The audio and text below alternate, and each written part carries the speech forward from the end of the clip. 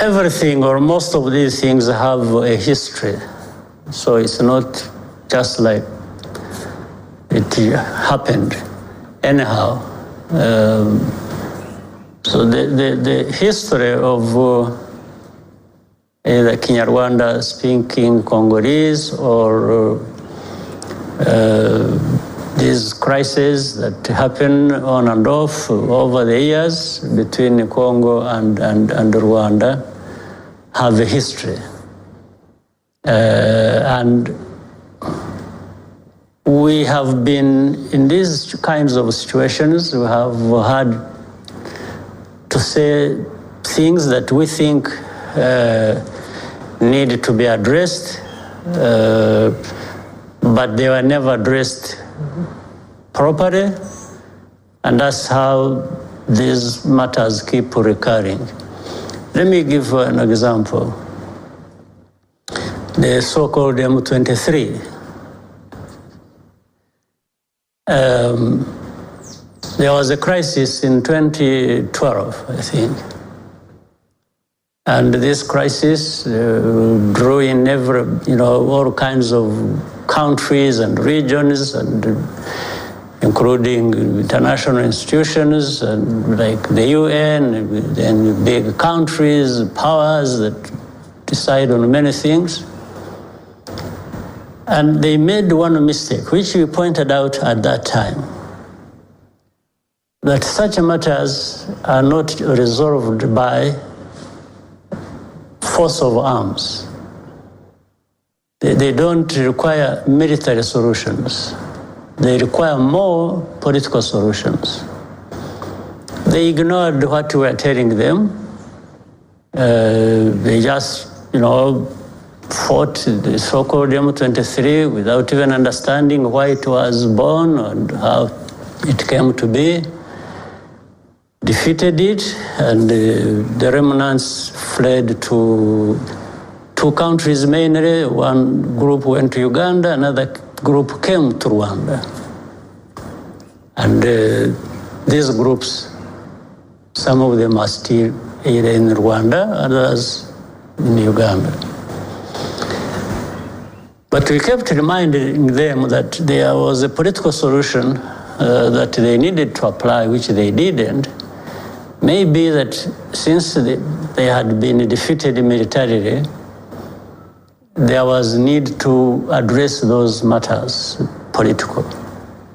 And that is, these, as you called them, Kinyarwanda-speaking Congolese, it means they speak Kinyarwanda, but they are Congolese citizens.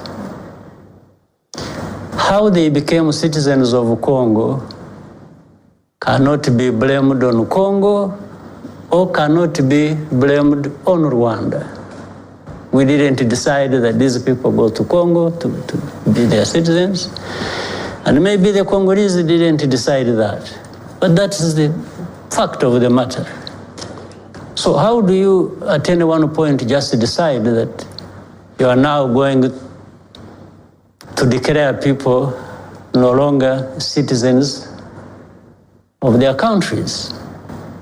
Where do you start from? And how can you actually effect that? Now what happens, the same people will always find ways of pushing back, of fighting back, of making sure that they have to belong somewhere. Now, saying that they belong to Rwanda is a big mistake, because no, all the years they have been in Congo, they know Congo as their own country. And of course, there is the mix of drawing of borders and so on in the early times during colonial times. So if you want to push back these people and throw them out of the country they belong to, then you better throw them out with the land they have been occupying, which happened to be on one side or the other by just arbitrary lines that were drawn during colonial times. But But that's, maybe I shouldn't even have said that, because some people will distort it and complicate it and say different things, but that's not what I meant. I'm just applying logic to this whole matter. So, these people are forgotten. By the way, we have refugees here from Congo. They've been staying here for now close to 2 decades. And most of them, these Kinyarwanda speaking Congolese. They left their homes, their ancestral homes in the other side of Congo. We've been asking different governments in Congo that these people need to be taken back to their countries, to their country and to their places where they belong. Or that the government of DRC, whichever government it was, needed to find a way of speaking to these people and reintegrating them back in the society of Congo. That did not happen until recently. In fact, when President Tshisekedi became president, right from the outset, these matters were discussed with him directly or with his officials. In fact, on the side of M23, the officials of DRC came here several times talking to these people directly, because when they were thrown out of Congo and came here, we disarmed them and gave back to Congo these arms they were using to fight their country. But what remained was the repatriation of these people back to Congo, which never happened. And even under President Tshisekedi, these officials came here, met them several times, and promised them they were actually going to address that problem. And with our assistance, because they would talk to them with our people trying to assist and, to find ways of taking them back. They came here several times, they talked to them, they would go back, the promises made to them, which were never fulfilled, they come back another time, then another time, then another time, several times. So, until recently, when this fighting was about to happen, we were talking to DRC again and actually alerting them to the information we had that this trouble was again building up and they needed to do something, which they never did.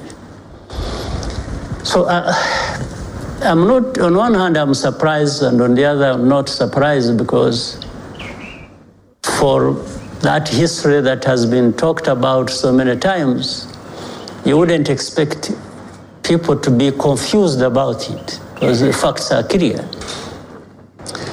On the other, I'm not surprised, because this has come to be the thing to expect that has happened over these last 20 years.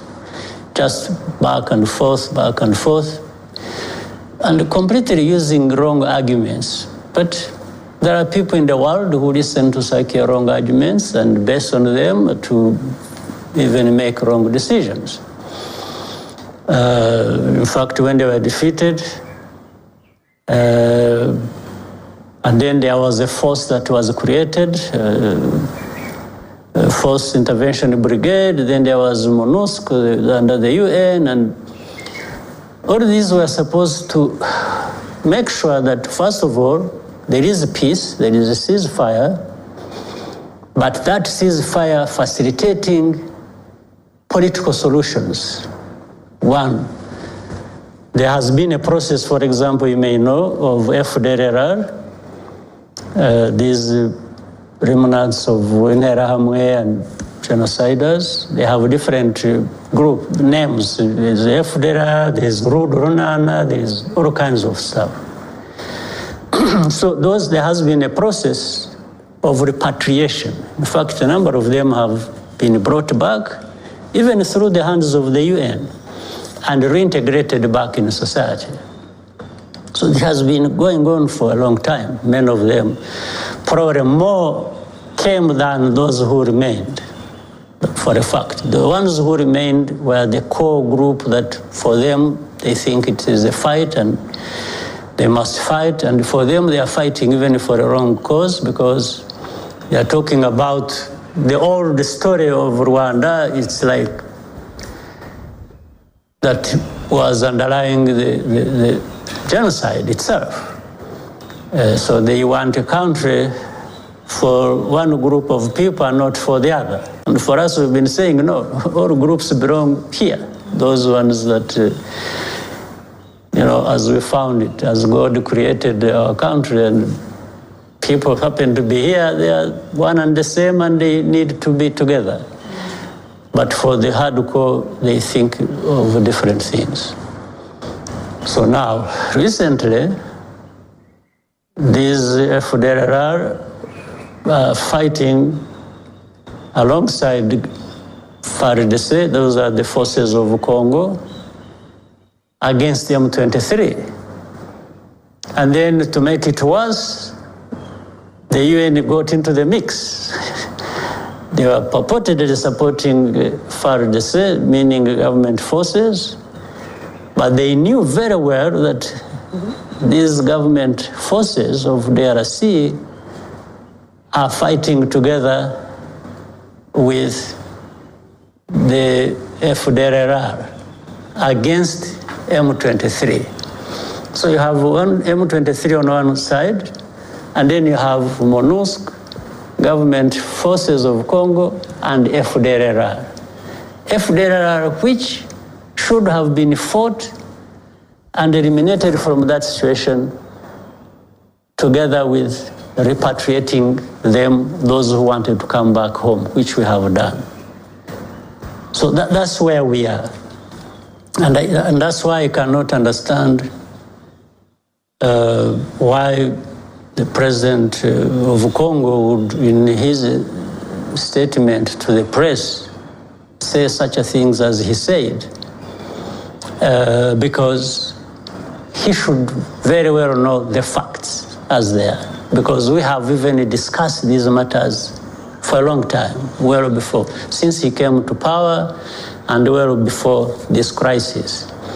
So this crisis, therefore, will require one thing.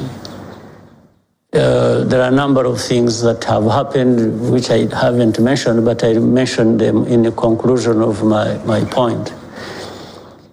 One, Congo has its own things to deal with, and we have our own things to deal with as independent sovereign countries. Without having to interfere with each other, we just have to work together where we choose to work together. And it is not acceptable, it's not going to ever be, that FDRL, these genocidal forces, or remnants of them, will be armed to attack Rwanda.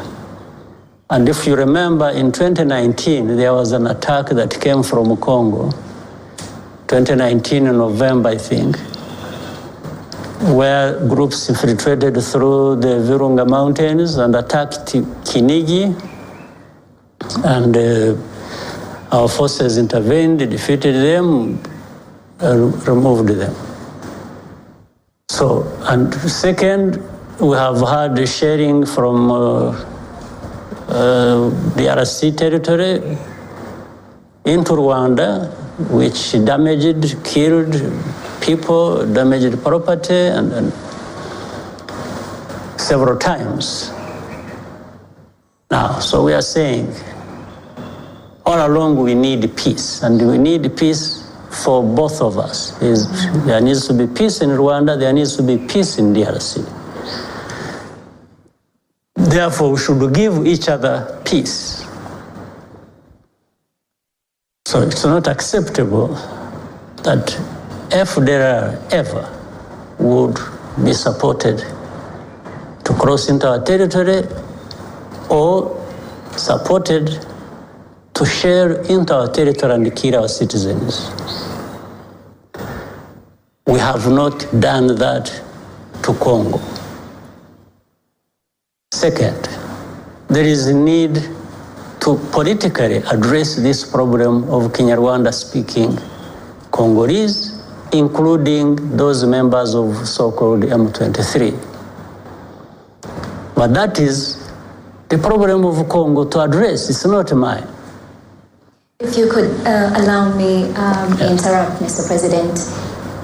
You say that it's not your problem, it's not Rwanda's problem, it's a Congo problem. However, Rwanda keeps on being dragged into the situation. Yes. And you have so eloquently talked about the history. Mm-hmm. This is not the first time. The situation keeps evolving and evolving. Rwanda has suggested what could be the solution. You said arms wouldn't solve this. And yet some of those solutions that are being suggested are not being taken into consideration. And you have a head of state going on record constantly affirming some of those allegations. You talked of facts being ignored. Do you see a light at the end of the tunnel? Do you think there's anything that can be done from the Rwanda side to find a way where there could be a different outcome and perhaps history could paint a different picture moving forward? Well, for lack of a better way of putting it myself,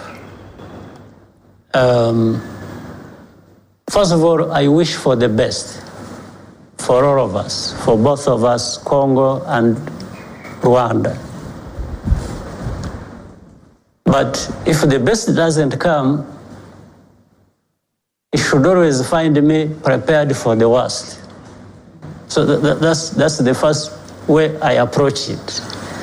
I prepare for the worst, but wish for the best. And I mean it. I mean it to say I wish for Congo the best, as I do wish for myself, for my country. But again, there is no magic solution here for me, other than presenting the facts as I understand them. And the facts have been presented. So it's up to all the players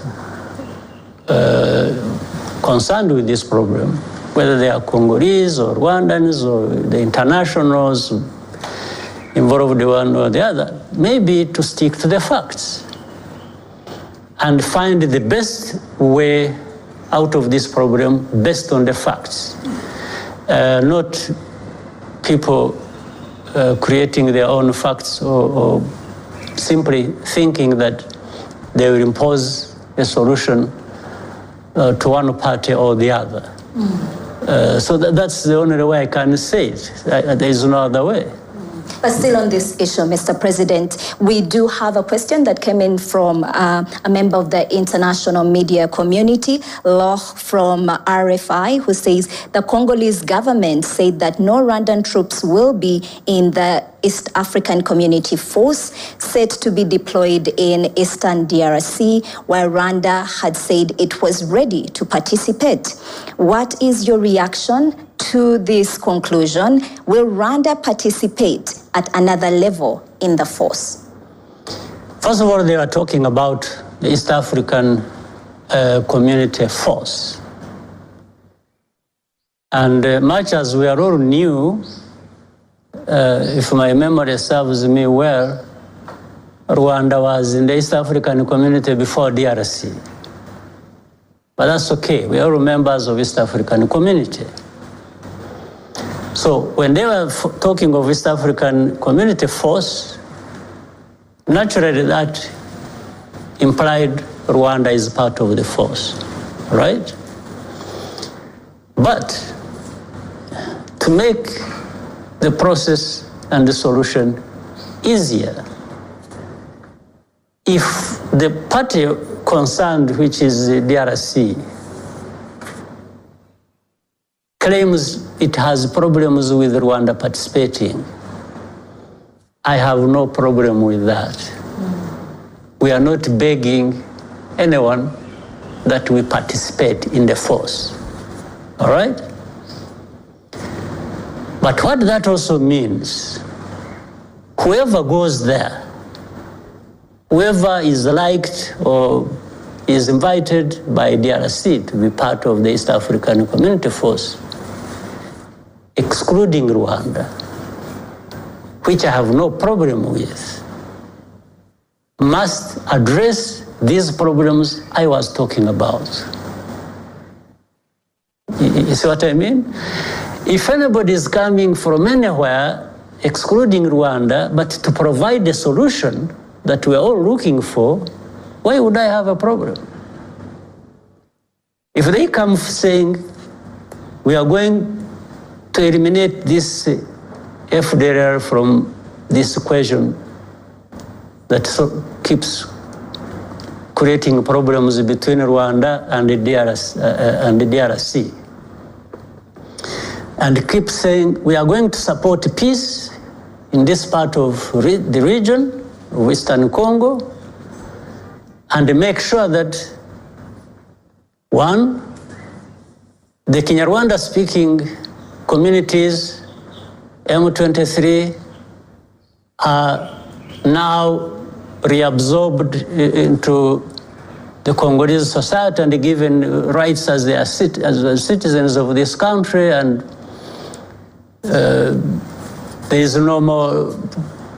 Then these people have no reason to keep fighting or causing any trouble. And if a force is going to support that political process of supporting government of Congo to reach a solution to this effect, why would Rwanda have a problem with that?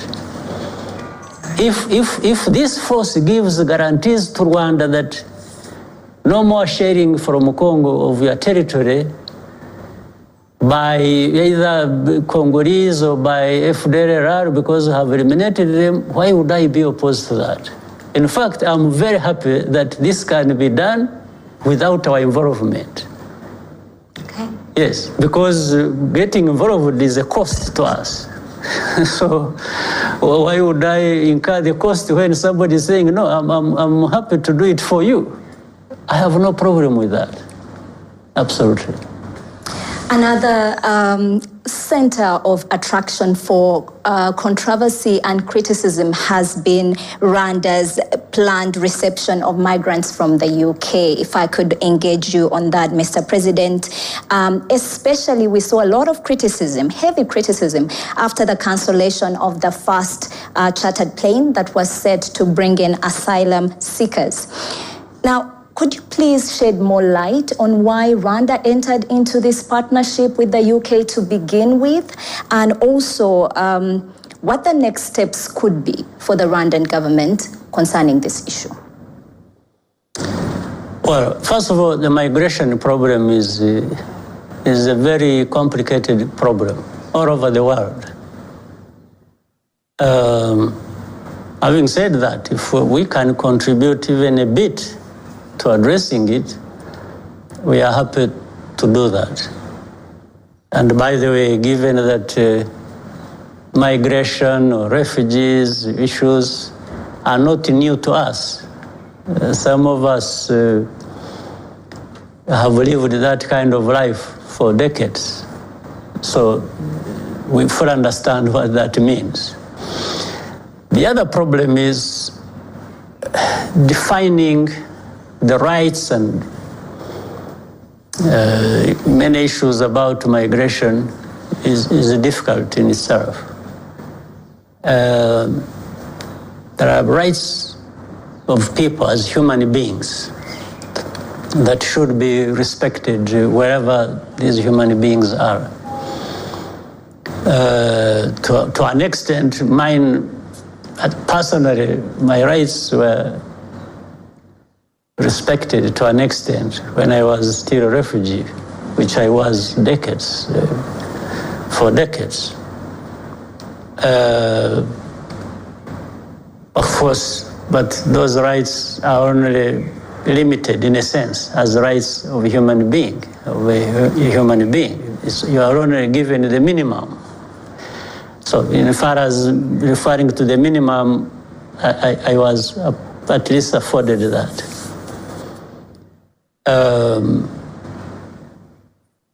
The other one, let's say the bigger question, like the one of UK and in the partnership with Rwanda, how it came about. This was building on a history again. I like referring to things as they build up in history. We got involved with assisting in migration issues, first with Israel, second with Libya, third, we helped in a small way with Afghanistan, and then there came UK. So this is the fourth.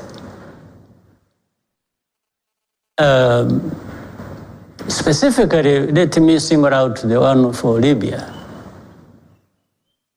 which we went out to actually ask to help. The other three, we were asked to help. But for this one, we are the ones who asked to help. So with Libya, with the people stuck in Libya, with the crisis that had taken place in Libya, which had been used as a transit route for migrants to the north, to Europe, from different parts of Africa. They are going through Libya and most of them dying in the Mediterranean. And so, but because of the crisis in Libya, thousands of them got stuck in Libya in different towns, and they were in prison, literally prison. This is what I'm talking about. It's a fact. And detained for years, for months, for years. And they were stuck there. In fact, they started smuggling these people who were stuck, buying them as slaves, taken to different parts of the world.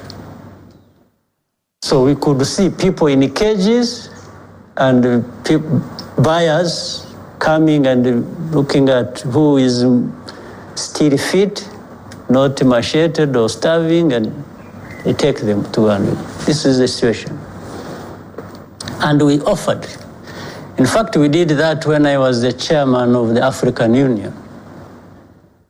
And I told people, I said, these people, Rwanda has many challenges, we have our own struggles, we are going through difficult situation, but we can provide a more decent living for these people, a better living for these people than we are seeing they are suffering.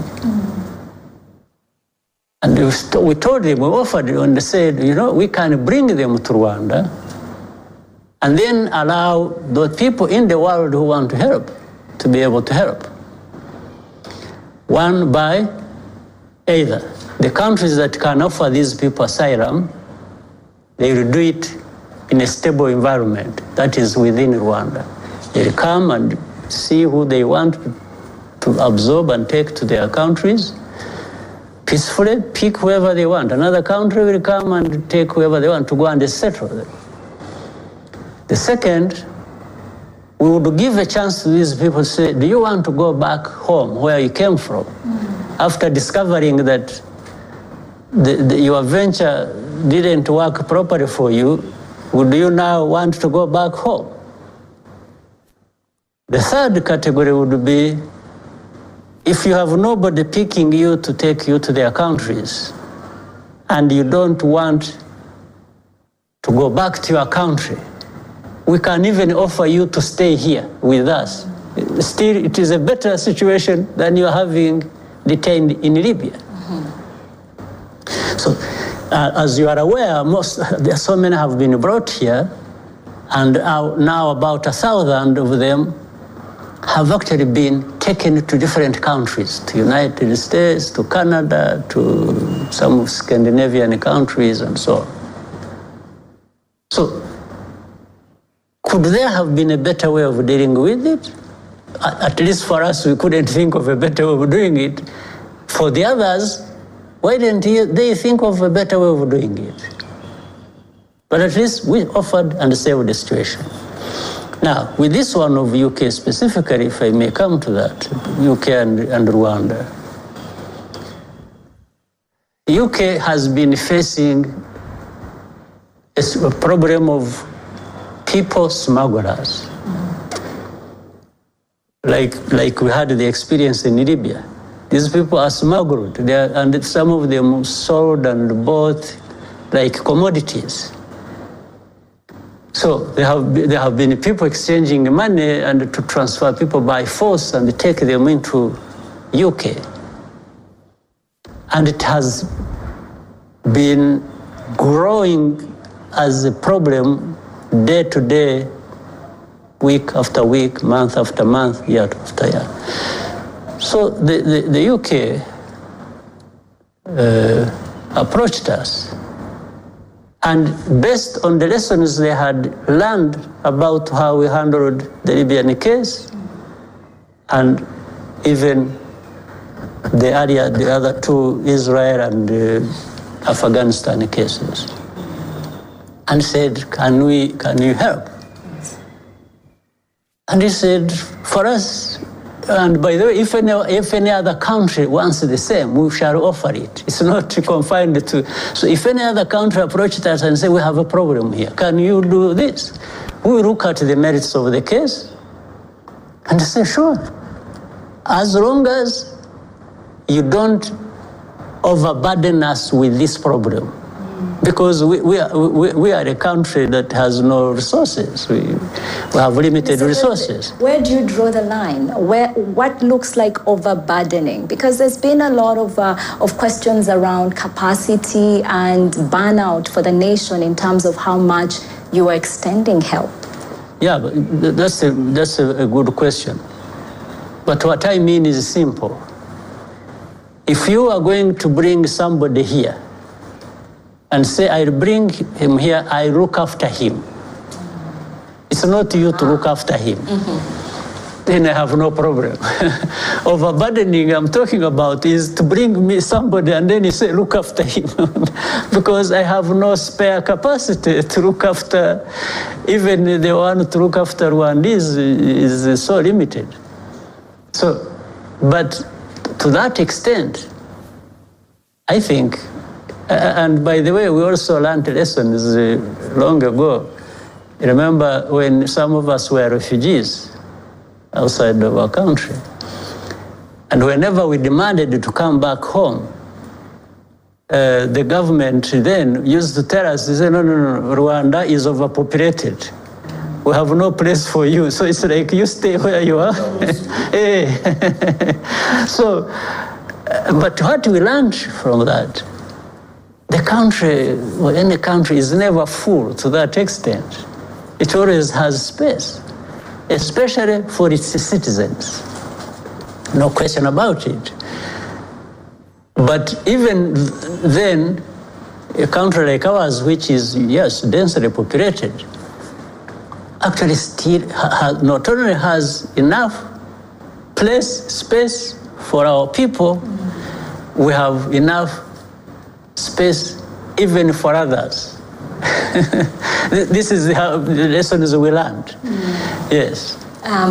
Before we actually go for a short break, this will be our last question, but what I hear from you is humanity and compassion that is definitely driving the decision. We do have another member of the international media, Abdi Latif from the New York Times, who is asking, some academics and right groups have characterized UK-Rwanda partnership as echoing and troubling colonial practice of moving people across continents and seas without their consent.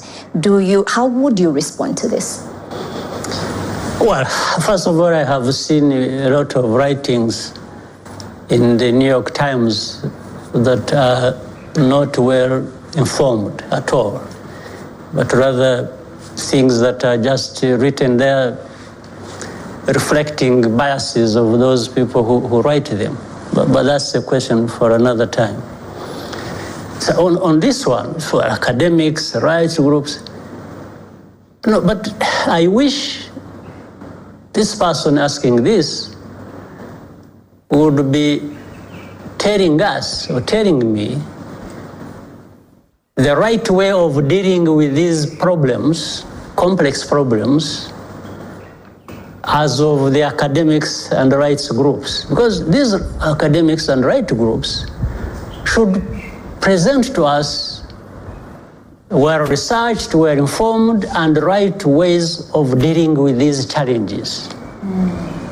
And then maybe once we have all seen that and argued about it from different experiences,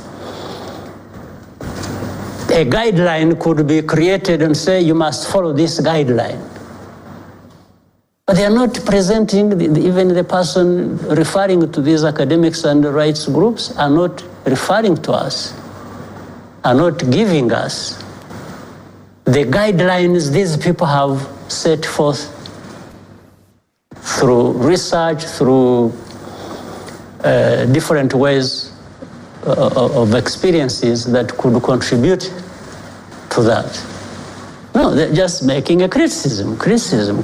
No, but I have explained where we have come from ourselves as Rwanda, knowing that the migration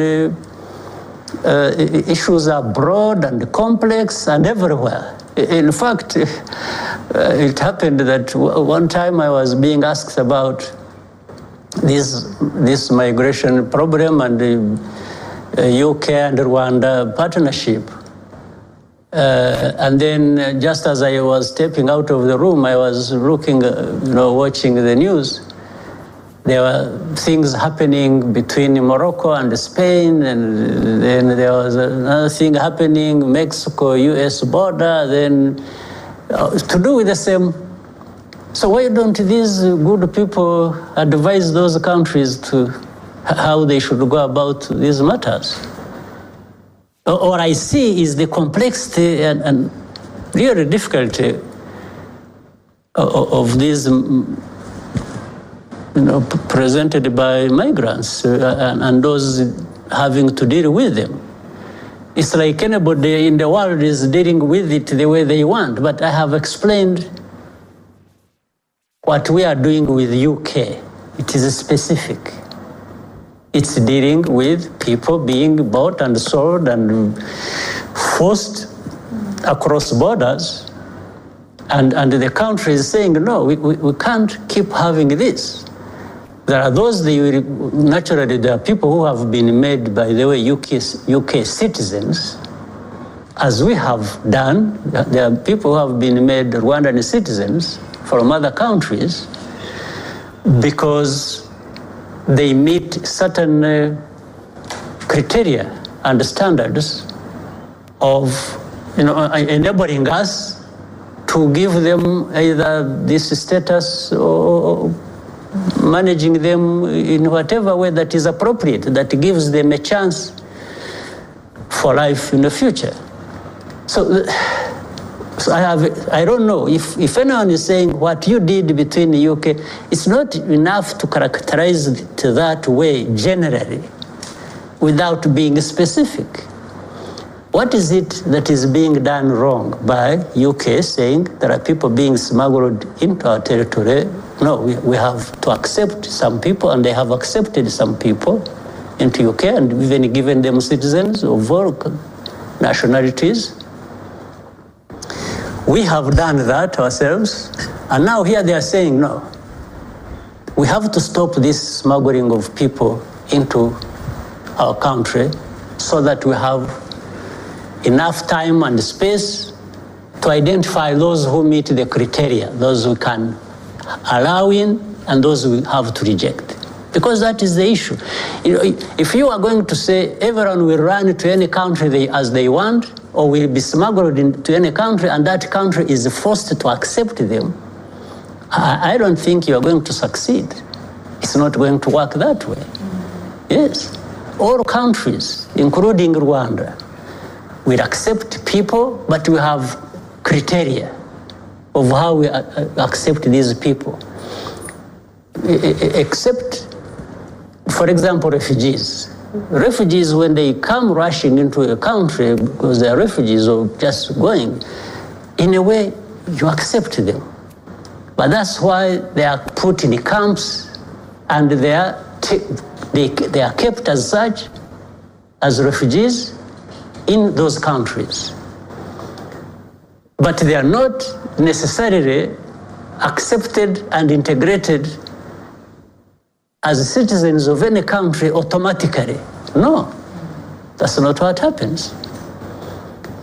So, but if you had people smuggling others into any country, then that country has a right to say, no, we don't accept this smuggling. We have to stop it. We have to sort out these people according to certain criteria that we accept. This is what I'm saying. So those good people should explain to us, should draw for us guidelines. What do we do? How do we deal with the migrants? But for the time being, I think we have to deal with it the way we are dealing with it, and we think there's nothing wrong with it. Well, for you who is watching, you had very wise words from the President of Rwanda, President Paul Kagame, who says, let's have more suggestions and less criticism, less questions. And perhaps yours could be one of them. So stay with us, and we'll be back shortly with more. Your time with us. We are still speaking to the President of the Republic of Rwanda, President Paul Kagame. Your Excellency, before we proceed, there was a question that was not answered earlier on Rwanda-DRC relations. If you could allow us to begin with that. I asked earlier that the President of DRC, in his independence speech, he said that there was no doubt that Rwanda was backing a rebellion on their territory. How would you respond to that? I would respond to that by saying it's the opposite. It's the opposite in a sense that on record and with the facts, DRC is supporting FDRL, and unfortunately, with the knowledge of MONUSC, the UN force on the ground. And actually that's how it happened, that they were sharing our territory when it happened. There have been incidents happening since 2019, in November, when FDRL entered our territory in a place called Kinigi, and were fought off and defeated by our forces. They had come from DRC, and they were armed by DRC. Then there was sharing 3 times, different times, with heavy weapons, killed people, destroyed property, and we were discussing all of these matters with the DRC. And so that's what I can speak to. Otherwise, why would we be involved in DRC as such? But they have done everything to try and involve us in their problems. We have been resisting that, but I don't know for how long, if they continued doing what they have been doing, that we have been bringing to their attention. But of course, the other problem has been Congo in the past. Maybe, I don't know, until recently. They've been behaving like spoiled children. They cause trouble, and then in the end, they start crying foul and shouting and saying somebody is doing something wrong to them. And actually, unfortunately, the world, in some respects, some parts of the world have responded by being on the side of DRC, even when they are the ones in the wrong. This was a very big issue in the past, and we always explained it, but it seems we are not being heard. So I think, but this time around, I think they did what they did blatantly with, they made a big mistake, which everybody was able to see, creating a war that had no good grounds. And then within the crisis of Congo have been there for a long time, but then they always want to explain it by referring to somebody else. It's like they have never accepted taking their problems as their own problems. They always want to say their problems are originating from somewhere else. And it seems the world had come to accept that, but I think maybe the way of seeing things is changing also across the world. I haven't seen that they have bought into the lies that the government has been airing on different occasions, even though we found this case where a UN force was actually supporting them. And by the way, they are supporting them against their own people. They are supporting the government of Congo and the government of Congo's forces against their own people. The M23 we are talking about are Congolese. But to explain it further and show how bad the whole thing is, when they are having problems with the M23, meaning the government forces, then they had to take it to the Kinyarwanda-speaking Congolese, meaning it's like you are the same people. So if you are fighting, then you shall go for your, I don't see how anybody can justify this. How anybody can justify that.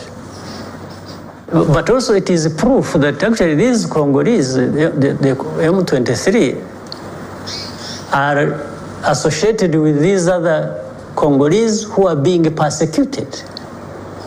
So it explains the point that what is happening there as an internal crisis touches persecution of people of Congo. That's why you are fighting M23, and when you are not getting your way, then you take it to their families, to their kin and kith. It becomes ethnic persecution. But the fact of the matter, these are Congolese, they are not Rwandans. They are only of Rwandese heritage or culture, but they are Congolese by nationality. And how that happened, you can't ask me, because I was not there. I'm not responsible. Rwanda is not responsible for Kinyarwanda-speaking Congolese in Congo. And of course, the other fact is when they have fought M23 and have not defeated them, then it must be somebody else. So for them, the Congolese, the problem is somebody else. It's coming from somewhere else. It's not until they learn to take their problem as their problem and find a solution, then we shall stay in this kind of mess that we find ourselves in.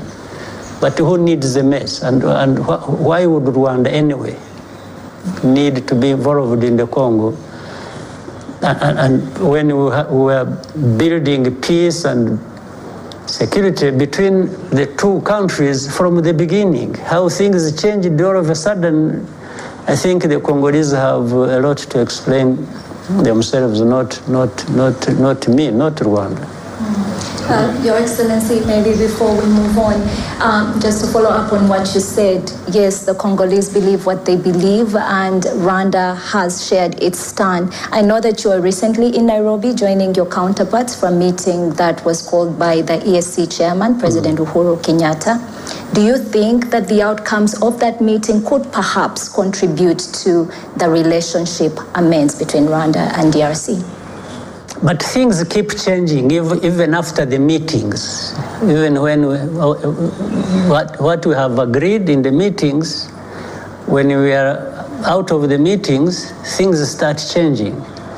We have had 3 meetings, 2 of which I attended, 1 I wasn't able to attend. 3 meetings in Nairobi. But the second one, which I did not attend, but in which I was represented by our foreign minister, I think I had reached a good way of dealing with the problem. And that was ceasefire. Those forces stop fighting. Second, a political process continues in Nairobi.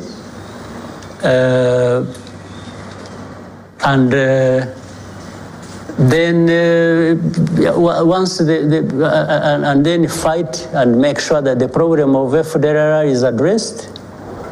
Those 3 points mainly.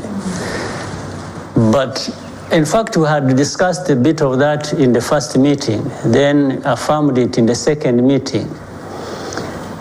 But between the first and the second, what we had agreed in the meeting turned out to be different, because then the DRC government started saying, no, they are not going to talk to M23 because these are terrorists. So all of a sudden, terrorists were born, and as an excuse to not continue the political process. So terrorists, if they are terrorists, why would you fight terrorists, as you call them, and at the same time go looking for an ethnic group that is related to these terrorists in the courts? How can you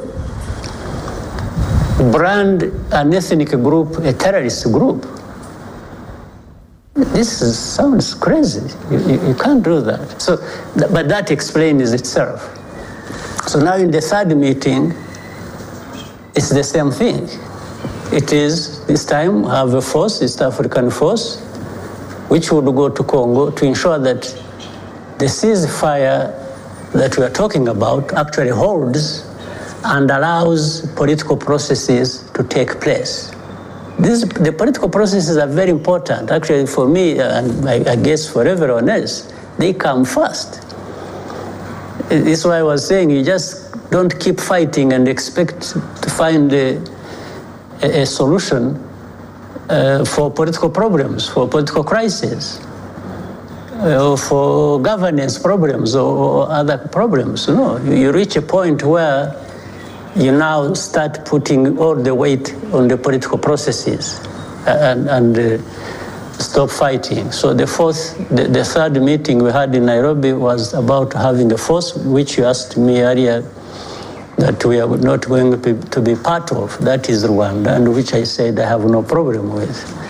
But I can see maybe the president of Congo talks about it as if it is a victory. No, but the victory will come when you have solved the crisis or these political problems. Not just because you could not allow Rwanda, but Rwanda is not asking for it, is not complaining about it. But there's a big catch here. If you don't address